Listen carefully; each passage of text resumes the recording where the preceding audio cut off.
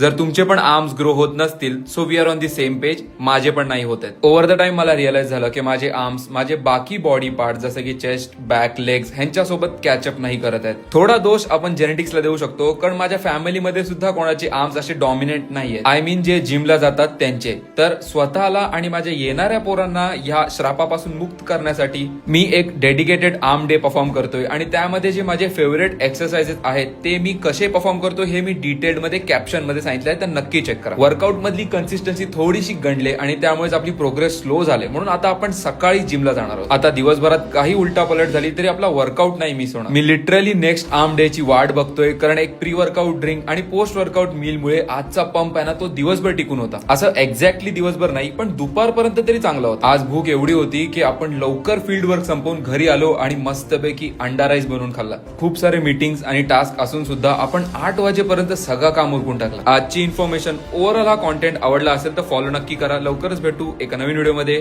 Bye.